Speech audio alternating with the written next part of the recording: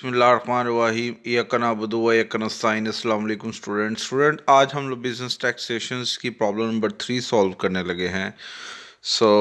आज previous rules जो आपको पढ़ा चुके हैं वो आपका काम बनता है कि उसको रिव्यू करें, उसको नोट करें। लेक्चर स्टार्ट करने से पहले एक इम्पोर्टेंट बात कि आप सब अल्लाह के नाम को यानी बिस्मिल्लाह रहमान रहीम पढ़ लें और साथ 3 दफ़ा दुरूद शरीफ पढ़ लें। अल्लाहुम्मा सल्ली अला मुहम्मद व अला आले मुहम्मद, अल्लाहुम्मा सल्ली अला मुहम्मद व अला आले मुहम्मद, अल्लाहुम्मा सल्ली अला मुहम्मद व अला आले मुहम्मद। तो आप सल्लल्लाहु अलैहि वसल्लम और उनकी आल पे दुरूद शरीफ पढ़े और फिर हम स्टार्ट करते हैं जी। प्रॉब्लम नंबर 3 पढ़ने लगा हूँ। Determine the taxable income and tax payable of Falak Shan for the tax year ended 13 June 2025 on the basis of the following information. Student basic salary 90 lakh दिया हुआ है और ये क्या होगा, टैक्सेबल। तो फॉर्मेट सबसे पहले आपने बना लेना है। जब आप सोल्यूशन करते हैं तो सबसे पहले फॉर्मेट आपको पता होना चाहिए। तो इसमें जो नाम है जिसका आप टैक्स निकाल रहे हैं वो मिस्टर फलक शान, टैक्स ईयर 2025 एंड कब वो है 13 जून 6 and residential status resident, competition of taxable. तो ये आपने हमेशा सबसे पहले लिखना होता है। अब स्टूडेंट सबसे पहले बेसिक सैलरी आपने पढ़ा है वो 90 लाख है थी, वो क्या होगा, टैक्सेबल कॉलम में लिख देंगे। इसके बाद डेयरनेस अलाउंस, ये भी टैक्सेबल होता है। कन्वेंस अलाउंस स्टूडेंट, ये भी टैक्सेबल होता है, तो ये टैक्सेबल के कॉलम में आ जाएंगे। ठीक है। इसके बाद conveyance provided by employer partly for personal and partly for office use. तो स्टूडेंट ये जो आपको कन्वेंस फैसिलिटी दी हुई है, गाड़ी दी हुई है, कार जिसकी कीमत 11 लाख है, तो वो दोनों पर्पस के लिए दी है। आपको याद होगा, रूल्स आपने स्टडी किए होंगे। For personal and private use, इसके लिए क्या परसेंटेज थी? जब आप दोनों के लिए यूज़ करते हैं, ऑफिस के लिए यूज़ करते हैं तो फिर तो एग्जैम्प्ट होती है ना। तो जब दोनों के लिए यूज़ करते हैं तो कितने परसेंट लगता है? 5% इसका लेना है 11 लाख का और टैक्सेबल कर देना है, ये देखिए। ठीक है, तो 5% आप लेंगे। ये देखिए कन्वेंस फैसिलिटी के बारे में 11 लाख का 5% और टैक्सेबल के कॉलम में लिख देना। ठीक है, तो ये तरीकाकार होता है स्टूडेंट, ये आपको रूल्स में भी बताया गया था। इसके बाद student running cost borne by employer 2,48,000।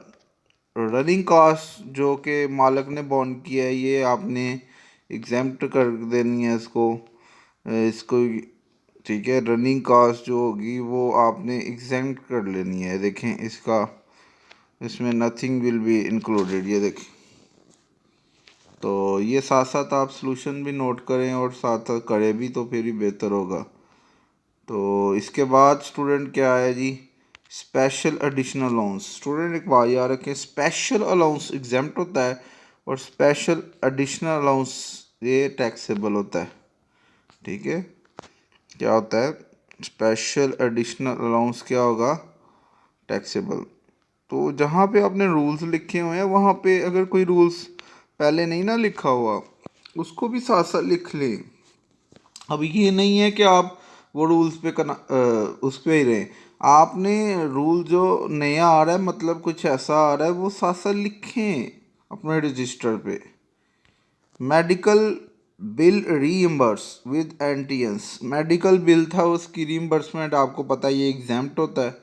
ठीक है, साथ साथ मैं आपको दिखा इसीलिए रहा हूँ, आपकी बुक पे भी सॉल्यूशन है जहाँ पे, लेकिन आपने समझना है साथ साथ। ये नहीं करना कि बस ऊपर से उतार लिया। देखें, ये अगर आप उतारेंगी तो फिर प्रॉब्लम हो जाएगी। ठीक है, तो मेडिकल बिल रीइम्बर्स ये एग्जैम्प्ट होता है, ये देखें।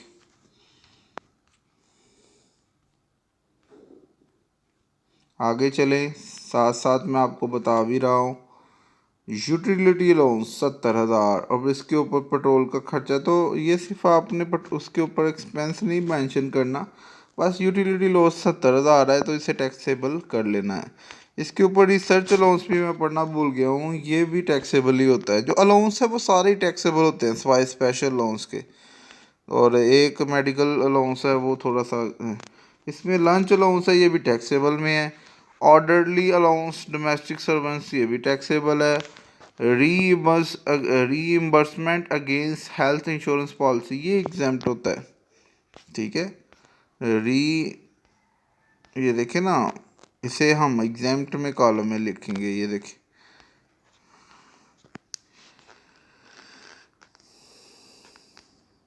ये देखें, रीइम्बर्समेंट अगेंस्ट इंश्योरेंस पॉलिसी। तो ये साथ साथ आपको मेंशन कर रहे हैं, आप इसको रजिस्टर पे लिखे भी और समझे भी बेटा। आगे चले, कंसेशनल लोन 6% दिया हुआ है 8 लाख पे। देखिए मुझे ये बताया है ज़रा, 8 लाख रुपए है लोन के, तो लोन की कम से कम कीमत कितनी होनी चाहिए? 10 लाख, फिर ही वो होगा ना। 10 लाख से कम कम तो वो एग्जाम्प्ट होता है। इसकी फिर ट्रीटमेंट होगी नहीं होगी ना। तो 6% है या 2% है, पहले आपने अमाउंट देखनी है। अगर अमाउंट 10 लाख से ऊपर है तो फिर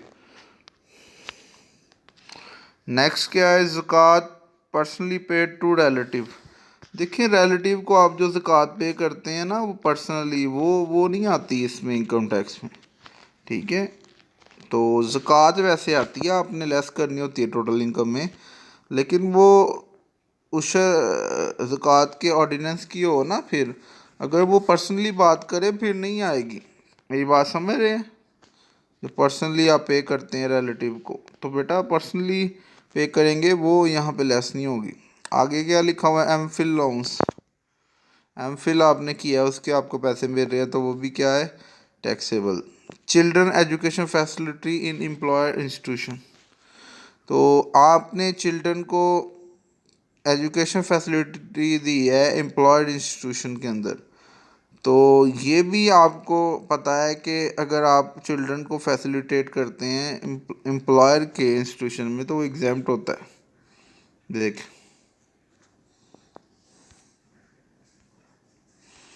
इसके बाद आगे चलते जाएं, साथ साथ पढ़े। कंपनसेशन फॉर टेम्पररी डिसेबलमेंट, तो आपको कोई प्रॉब्लम है, टेम्पररी बहुत बीमार हैं आप, डिसेबलमेंट हुई है, उसके लिए आपको पैसा मिला है, तो वो फिर क्या होगा, टैक्सेबल होगा, ठीक है। इसके बाद tax paid for motor vehicle, तो ये टैक्स पेड के बारे में आपको बता दिया हुआ है, वो लास्ट पे लेस होता है। ज़कात पेड अंडर ज़कात एंड उशर ऑर्डिनेंस, तो ये लेस होगी टोटल इनकम में आई, ठीक है। ऊपर वाली ज़कात नहीं, ये वाली ज़कात लेस होगी। Reward on passing department examination, आपको रिवार्ड मिला है तो ये भी क्या होगा, लेस। प्रॉफिट ऑन डेट्स, तो प्रॉफिट ऑन डेट्स के बारे में आपको बता देते हैं, इसको किस तरह आपने मेंशन करना है। स्टूडेंट यहाँ पे आपने सबसे एंड पे प्रॉफिट ऑन जो डेट आएगा उसका आपने 50% लेना है, वो एंड पे जब टैक्स निकल आएगा ना, तब वहाँ पे ये FTR होती है इनकम, ठीक है। तो ये लास्ट पे आपने इसकी वर्किंग करनी है, ठीक है। तो बेटा ये अब हमने सारी क्वेश्चंस पढ़ ली हैं, रीडिंग कर ली है, तो अब आपने देखना है हमारी इनकम कितनी आएगी, ठीक है। ये सब को आपने प्लस किया है, ऐड किया है, तो आपकी इनकम आ गई है 1,47,73,500, ठीक है। 1 करोड़ है, 47 लाख है, 73,500, ये टोटल इनकम आ गई, ठीक है, सबको प्लस करके। लेकिन स्टूडेंट इसमें से ज़कात वो जो 5 लाख वाली वो लेस होगी, ठीक है। और फिर 1,42,000 टैक्सेबल जो टैक्स लगना है ना, जिसपे 1,42,73,500 ये अमाउंट आ गई। अब 1 करोड़ के स्लैब रेट को हमें देखना है कि 1 करोड़ के ऊपर क्या है। अब टैक्स पढ़ना है ना हमने कि 1,42 1,42 है, इसमें क्या लगेगा। तो अब आपने स्लैब रेट, तो ये स्लैब रेट है जी, ध्यान से देख ले। अब 1 करोड़ है तो ये तो अब देखें ना हम, यहाँ पे 41 लाख है और 41 लाख के ऊपर ये वर्किंग है। 41 लाख के ऊपर 1 करोड़ तो 41 लाख के ऊपर होता है ना, तो फिर ये वाला 6 वाला लगेगा। तो इसका मतलब है 7 लाख रुपया तो फिक्स ही लग जाएगा ना। 7 लाख, 41 लाख तक 7 लाख रुपया लगेगा। और उसके ऊपर देखिए लिखा हुआ है 35% लगना है। ये देखिए 35% of amount exceeding to ₹41 lakh. इसका मतलब क्या है 35%। तो बेटा अब देख लो, अब ध्यान से, 7 लाख के 41 लाख के ऊपर 7 लाख रुपया लिख देना आपने, जैसे आपने पढ़ा है। तो 1 करोड़ को माइनस 41 लाख में करे तो पीछे 1 करोड़ ये जो अमाउंट बचती है, ठीक है। ये देखे ना 1,42,000 है, इसमें से आपने 41 माइनस कर लेना है, क्योंकि इस 41 लाख के ऊपर तो 7 लाख रुपया फिक्स टैक्स है ना। तो फिर बेटा आपने इनकम टैक्स का ये जो बाकी अमाउंट है 1 करोड़ और कुछ लाख है, इसके ऊपर 35% लेना है। जैसे अभी आपने स्लैब पढ़ा है तो 35% लेंगे, तो ये 35,60,000 रुपया ये टैक्स आएगा। इन दोनों को ऐड करके इधर लिख लेना, ठीक है, आपका टैक्स आ जाएगा। तो बेटा ये आपने स्लैब देखा है ना, तो अभी तक आपको ये सारा क्लियर हो जाना चाहिए, ये जो 1 करोड़ आपकी अमाउंट आई है। अब इसमें बड़ी इंटरेस्टिंग बात है, ये तो टैक्स आपने निकाल लिया ना, इसमें मज़ीद एक और टैक्स लगेगा। वो क्यों, ये भी मैं आपको पढ़ा देता हूँ। इनकम टैक्स का रूल है, ये आपने ध्यान से इस बात को नोट कर लेना है। ये देखें, इसको पढ़िएगा। With effect from tax year 2025 every individual and association person will have to pay surcharge at the 10% of income tax payable on slab rate. Slab rate के मुताबिक if taxable income exceed ₹10 million, 10 million 1 crore. कहता है कि अगर आपकी taxable income 1 crore हो जाती है ना, तो वो 10% अलग देना है आपने, वो अलग निकालना है 10%। तो वो कैसे निकालेंगे ये देखिएगा, बड़े ध्यान से आपने देखना है। आपकी जो इनकम है, ठीक है, वो अब होगी थी टोटल, तो आपने अब 10% सरचार्ज ले लेना है, ठीक है। जो आपकी इनकम आई है ना, ये जो अभी अमाउंट आई है, ये इसका 10% लेके वो भी आपने ऐड कर लेना है टैक्स, मतलब 4,26,073 आ गए। तो ये भी आपने ऐड करना है, ये याद रखना है। अब ये बातें हैं कि 1 करोड़ पे अब ये आप पिछले क्वेश्चन किए होंगे, वहाँ पे इतनी अमाउंट नहीं आई, लेकिन 1 करोड़ अब आ गया ना बेटा। अब आपने ध्यान से देखना है, समझना है। अब ये रूल आप बच्चे कहेंगे ये जी नया आ गया, भाई आपने यही तो करना है। इनकम टैक्स के न्यूमेरिकल में जो रूल नए आ रहे हैं उनको नोट करना है और याद रखना है, 1 करोड़ आ जाए।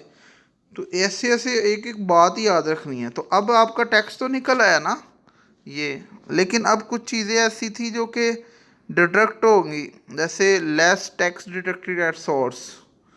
तो जो tax deducted at source given होता है, जैसे 40 लाख है ये, और टैक्स जो पहले पे कर दिया था 1,20,000, ये दोनों मिला लेंगे और इस दोनों को मिलाकर इसमें से माइनस कर देंगे। तो ये आपका फिर 5 लाख रह जाएगा। और फिर टैक्स प्रॉफिट ऑन डेट्स के ऊपर टैक्स लेना है, वो इसमें ऐड नहीं करना, वो अलग से लिखना है, ठीक है। ये 15% होता है, ये याद रखना है। जो प्रॉफिट ऑन डेट होता है उसके ऊपर 50% होता है, वो आपने अलग से लिख लेना है, उसको ऐड नहीं करना, ये बात याद रखिएगा। तो स्टूडेंट ये न्यूमेरिकल करने का यही तरीका है कि काइंडली जो रूल्स भी नहीं आता है उसको आप अलग से अपने नोटबुक पे लिखें। ये नहीं कि इसको सवाल को याद कर लें, ऐसा नहीं। आप रूल्स को समझें, रूल्स को समझेंगे तो फिर ही न्यूमेरिकल पेपर में होगा। तो ये बेटा न्यूमेरिकल था, इसको प्रैक्टिस एक एक पॉइंट को करने का तरीका ये है कि इसको अच्छी तरह से प्रैक्टिस करें।